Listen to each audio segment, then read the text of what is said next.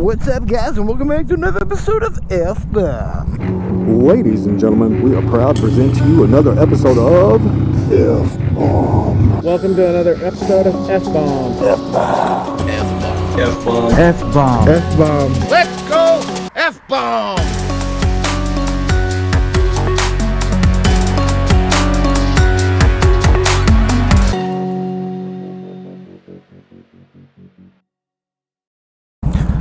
So today's topic is going to be something that I know a lot about, and that's from going from a sport bike, which for me it was a Yamaha R6, to a cruiser. What to expect, what's better, and what's worse about doing so.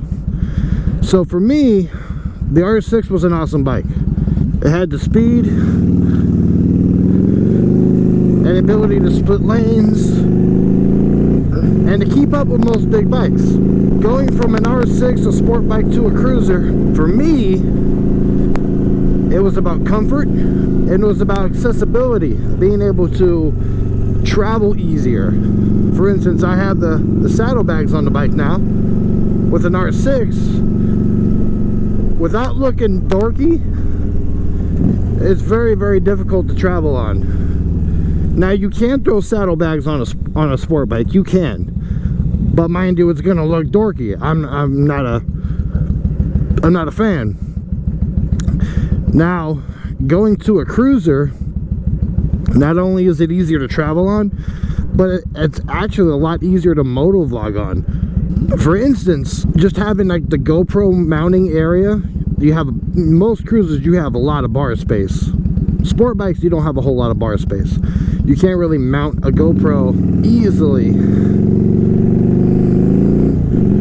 without attaching one of those GoPro adhesive mounts to the side of the fairing, and it makes the bike look dumb. Now, I could be wrong about this. I'm not sure if gas mileage is better on a cruiser versus a sport bike. I don't know. But as far as traveling and being comfortable getting to my destination, my back ain't hurting, especially after like a big meal. It sucks being on a sport bike after a big meal. For instance, yesterday, Thanksgiving, I must have ate about 3 pounds of food, and if I would have had to jump on a sport bike after, I would have been dying. Just because I'm hunched over, I'm like, oh god. But here I'm just relaxed and chill. I can put my feet up if I wanted to, stretch my legs. Sport bike, longer rides, and don't lie, everyone who rides sport bikes, you know the long rides on a sport bike sucks. You know they do. You may not admit it. I just missed that gear. But it does suck. So, the reason why I went with a cruiser is because I'm in Fresno now. My family's back in the Bay Area. I want to go visit them not only on my motorcycle, or not only in my car, which hopefully I don't have to do that too often, but also I want to be able to take my bike over there.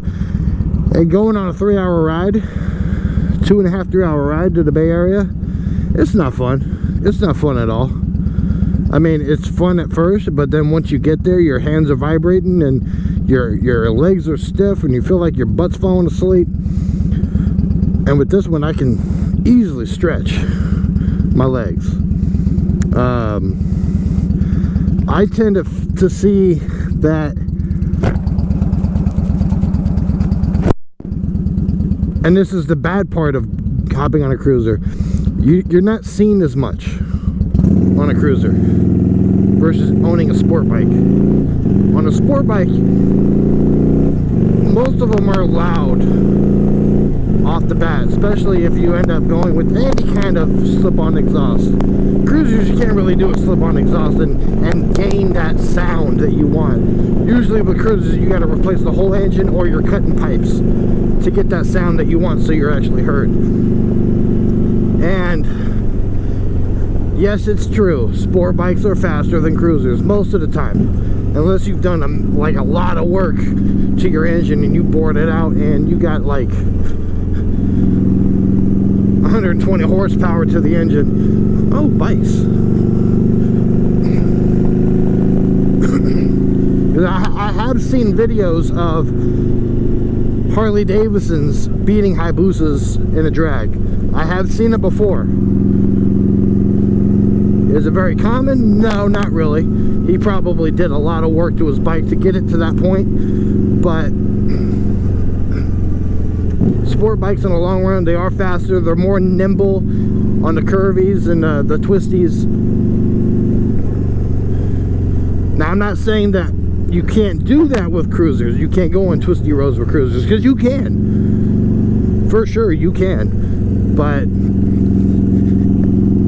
comfortable on the twisties, sport bike is a win. Comfortable on the longer ride, comfortable on the longer ride, it's going to be a cruiser. Now, am I ever going to hop back on a sport bike? Yeah, probably, most likely. But as of right now, honestly, personal opinion, and this is personal opinion, this has nothing to do with me picking sides, but this is the best bike I've ever owned. The 2004 Yamaha V-Star, best bike. I owned a Harley Sportster 883, and I know that's a small bike. That's pretty much like a 300 comparing in the sport bike world. But that bike was not comfortable. The seat was weird. And mind you, mine wasn't stock. Mine had a lot of work done to it. But the seat wasn't comfortable. It didn't have the power. I can get this thing up to 80, no problem. With the Sportster, I was struggling to get to 80. My wife's 300 Ninja could pull away from my 883. And I was pretty sad. And after my wife did that with her 300, I decided I needed to get something different. It was time. Take a shortcut because I don't want to get stopped at this stoplight again. Stoplight over there takes forever. But that's my 2 cents on owning a cruiser, especially coming from a sport bike background. And once again, I'm not dissing sport bikes. I'm not dissing cruisers. This is just an opinion of what I had to deal with going from a sport bike to a cruiser. And it might be opposite. You might be on a cruiser right now wanting to hop on a sport bike. So take this information with a grain of salt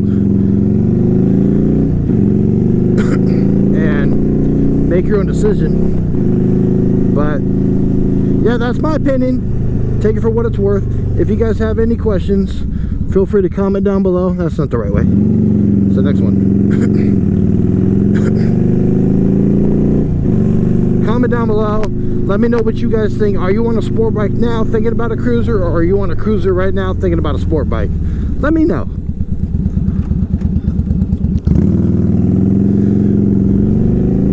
Until next time, I want to thank you guys for joining me on this episode of FBOMB.